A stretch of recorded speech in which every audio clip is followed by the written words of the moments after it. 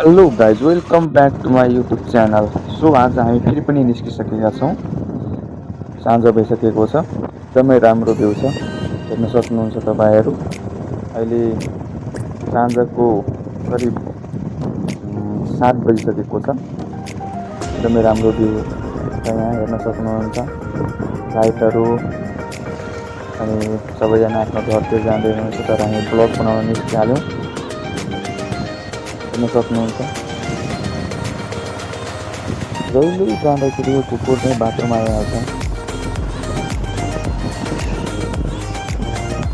अझै पनि पानी पर्ने जस्तो छ, तर पनि हामी निस्किहाल्यौँ।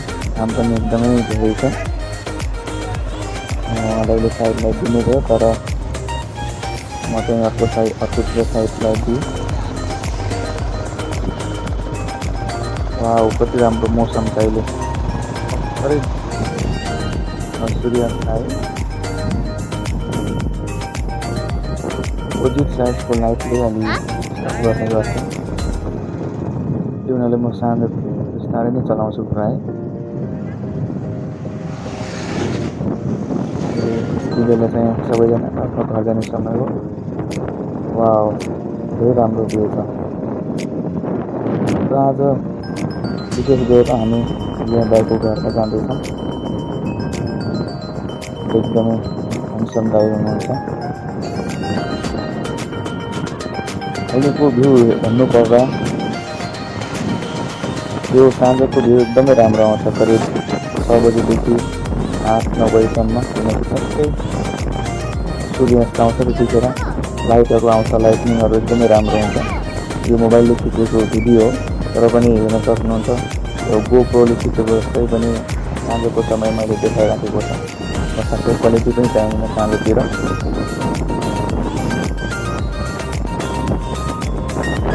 त्यो अलि जङ्गलको छेउ हो, एकदमै चिसो हावा पानी आइराखेको छ, एकदमै चिसो छ। केही छैन, एकदमै राम्रो छ, किनकि साँझको समयमा चिसो नै राम्रो हुन्छ। बजारतिर भयो भने अलिकति त्यहाँ गर्मी बढी हुन्छ, तर अलि यो फरेस्ट एरियातिर होइन आयो भने एकदमै चिसो, एकदमै राम्रो हावापानी आइराखेको हुन्छ। त्यही हुनाले पनि मलाई यतातिर घुम्न धेरै मनपर्छ। यस्तै कुरा गर्दै जाँदा यो नेपालको बाटो चाहिँ अलिकति खराबै भइसकेको छ भन्नु पर्यो, किनकि यहाँ धेरै जसले चलायो भने भ्याइबुट्ट उफ्रिनुपर्छ। कृपया यहाँसम्म हेरिसक्नु भएको छ भने लाइक, कमेन्ट, सेयर अनि सब्सक्राइब गरिदिनु होला। यस्तै अझै थुप्रै भिडियोहरू चाहियो भने तपाईँहरू सेयर गर्नुहोला, कमेन्ट गर्नुहोला। कस्तो भिडियो चाहिँ तपाईँहरू आफ्नो प्रतिक्रिया जनाउनुहोला।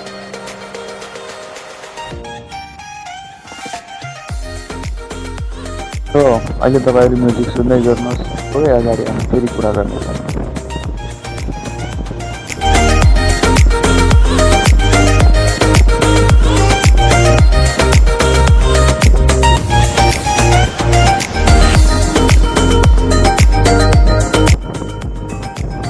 अब हामी कच्ची बाटोतिर पुगिसक्यौँ। अहिले साइड लाइट दिए अनि अब यहाँसम्म चाहिँ क्लिक गरेको छ।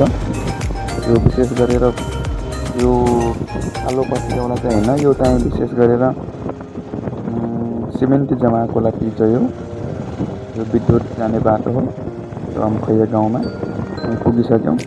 र अहिले तपाईँहरूलाई म अमखैयामा रहेको हाम्रो विद्युत हामी पुगिसकेको छौँ। विद्युतनिर पुरा यहाँ उज्यालो हुन्छ। यहाँ पुग्यो भने हेर्न सक्नुहुन्छ, यो लाइटहरू चाहिँ लगाएको हुन्छ विशेष गरेर।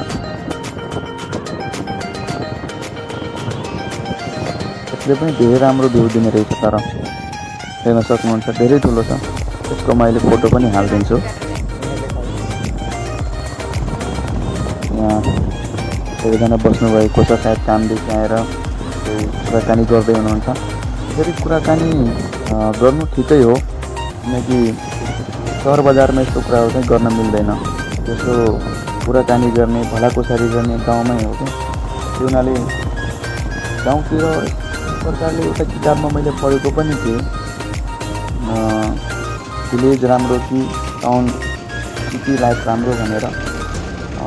त्यसमा चुज गर्नुपर्ने थियो।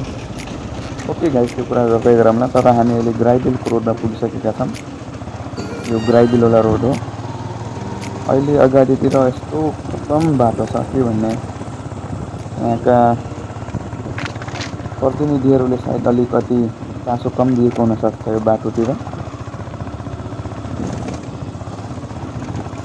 यहाँसम्म त्यत्तिकै छ बाटो भन्नु पर्यो। अब अहिलेसम्म कस्तो लागिरहेको छ कृपया कमेन्टमा भन्नुहोला। के तपाईँहरू हेर्दै हुनुहुन्छ भने कृपया कमेन्ट गर्नुहोला। अहिले सबैतिर अँध्यारो भइसकेको छ। मैले अर्को लाइट फोकस लाइट बालेँ। यो अझै अर्कोवाला लाइट हो। यो लाइटले चाहिँ ठिकै काम गर्छ रातिको समयमा। मैले यो चाहिँ लेक गार्डमा राखेको छु यसलाई, यो लाइटलाई। यहाँनिर त बाटो यस्तो खतम छ, मैले साइडमै लिनु पर्यो किनकि त्यहाँ गयो भने अहिले हेर्न सक्नुहुन्छ यो धेरै हल्लिराखेको छ। बाइक पनि, क्यामेरा पनि धेरै हल्लियो। ओके साथीहरू, फेरि कुरा गर्दै गरौँला। कृपया यो च्यानललाई लाइक, सेयर, सब्सक्राइब गरिदिनु होला। र यो चाहिँ फर्किने बेलाको हेर्न सक्नुहुन्छ नाइट भ्यू हो। यो कस्तो कि यो लाइसेन्स बनाउने बेला चाहिँ राम्रोसँग सिकाएर पठाउनु पर्छ। किनकि राति उतादेखि गाडी आउने बेला हाई बिम र लो बिम कतिखेर गराउने त्यो चाहिँ सिकाउनु पर्छ होला। किनकि उतादेखि आइराखेको हुन्छ तर आँखामा लगाइराखेको हुन्छ नि।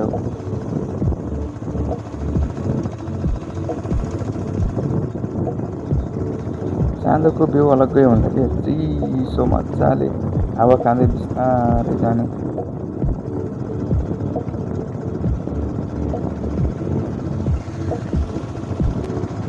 यो हाम्रो परमानपुर बजारको दृश्य हो।